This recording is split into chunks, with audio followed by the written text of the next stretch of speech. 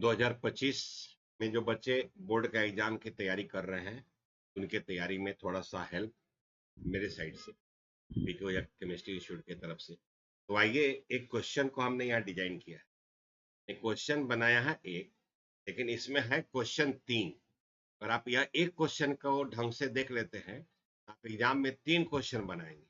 ठीक है, क्वेश्चन बनाया गया है कि मैच द फॉलोइंग, निम्नलिखित का सही मिलान करें, मैचिंग करना है। ए को बी से मैच करना है। ठीक है, आपको पढ़ना है ए में क्या दिया है। ए में आपको दिया है पहला, unit of rate of reaction, यानी अभिक्रिया के दर का मात्रक। ऑब्जेक्टिव ये भी हो जाता है कि निम्नलिखित में से कौन अभिक्रिया के दर का मात्रक, which one of the following is unit of rate of reaction. दूसरा है यूनिट ऑफ रेट कांस्टेंट के ऑफ फर्स्ट ऑर्डर रिएक्शन, यानी प्रथम कोटि की अभिक्रिया के लिए दर नियतांक के का मात्रक। तीसरा है यूनिट ऑफ रेट कांस्टेंट के of second order of reaction, यानी अभिक्रिया के दर नियतांक के का द्वितीय कोटि का अभिक्रिया के दर नियतांक के का मात्रक। ये 3 क्वांटिटी दिया है और तीनों का यूनिट दिया है बी में। हमको मैच करना है सही सही कि इसमें कौन सही है।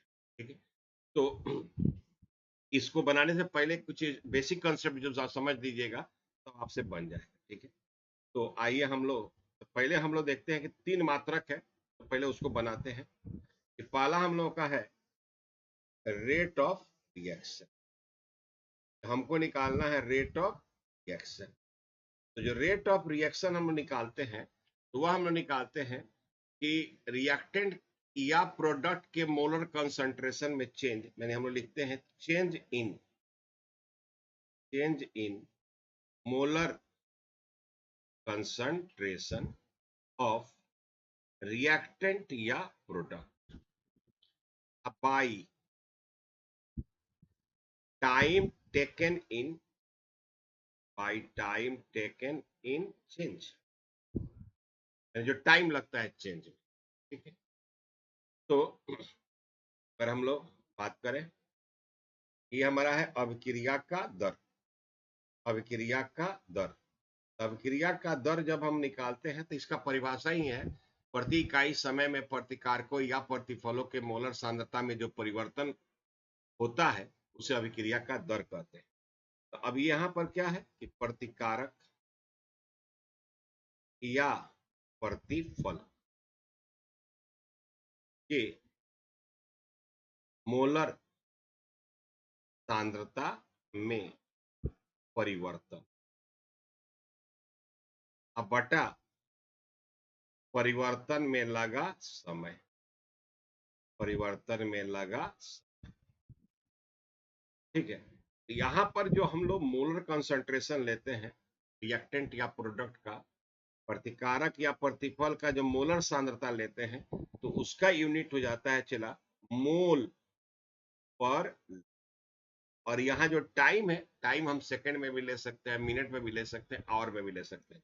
तो हमको देखना ऑप्शन में तो पर सेकंड में ही दिया है, यहाँ पर सेकंड में ही दिया है, यानी टाइम हमको यहाँ पर सेकंड लेना है। ठीक है, तो यूनिट हो जाएगा मोल पर लीटर पर सेकंड, यानी ये हमारा यूनिट होगा रेट ऑफ रिएक्शन का। ठीक है, आइए हम देखते हैं कि अभिक्रिया का दर का मात्रक जो है पहला है unit of rate of reaction, यहाँ लीटर पर मोल पर सेकंड, मोल पर लीटर पर सेकंड, यानी यहाँ पर जो हम लोगों का आया है मोल पर लीटर पर सेकंड, वो हमारा यहाँ पर पहला का ऑप्शन हो जाएगा बी, यह हो जाएगा। अगर आपसे एक अलग सेपरेट सवाल पूछ सकता है कि अभिक्रिया का दर का मात्रक क्या होगा, तो ये आपका हो जाएगा मोल पर लीटर पर सेकंड। ठीक है, अब हमसे यहाँ पर प्रथम कोटि और द्वितीय कोटि, फर्स्ट ऑर्डर और सेकंड ऑर्डर के लिए यूनिट ऑफ रेट कांस्टेंट के का पूछा है। ठीक है, आ जाइए एक और। तो अगर रेट कांस्टेंट के लिए एक जनरल यूनिट इक्वेशन होता है मोल पर लीटर का पावर 1 माइनस n, और यहाँ टाइम इनवर्स, टाइम जिसमें भी हो सकता है, और यहाँ जो n है, n यह है order of reaction. Order of reaction जो होगा वह, यानी इसको कहते हैं अभिक्रिया की कोटि, अभिक्रिया की कोटि।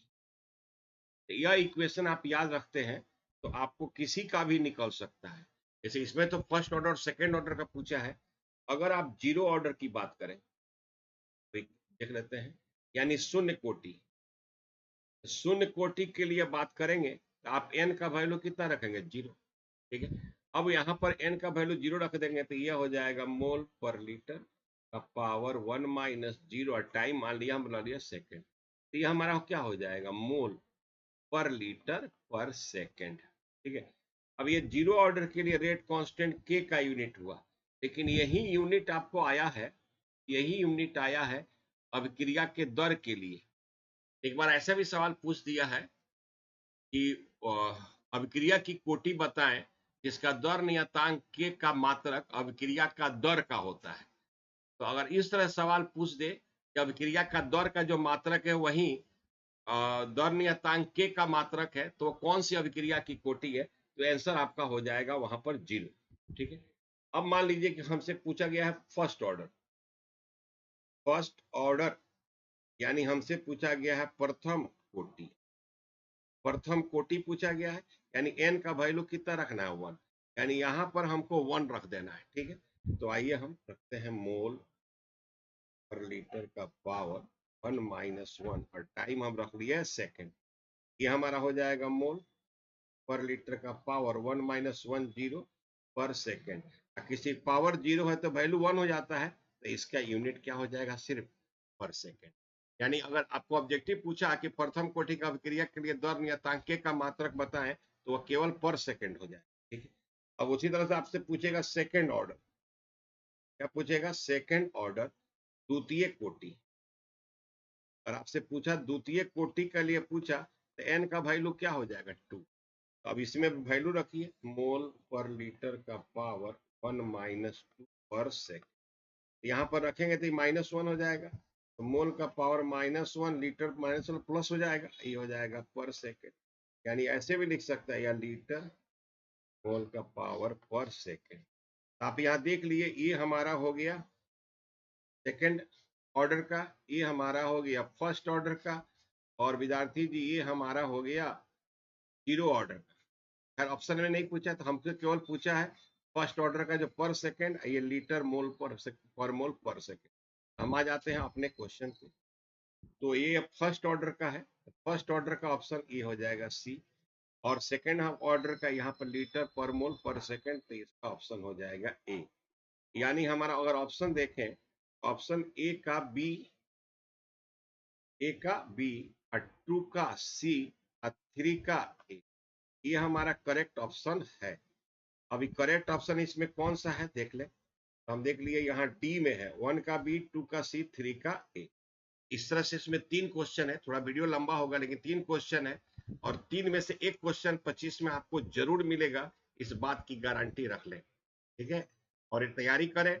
इसी तरह के आपको वीडियो रेगुलर मिलता रहेगा। अगर वीडियो आपको फर्स्ट टाइम देख रहे हैं, वीडियो पसंद आया और आपको लग रहा है कि आपको 2025 में हेल्प करेगा, तो सब्सक्राइब नहीं किया तो सब्सक्राइब करें, शेयर करें ज्यादा से ज्यादा बच्चों को, ताकि आपके साथ आपके दोस्तों का भी कल्याण हो। धन्यवाद, वेलकम।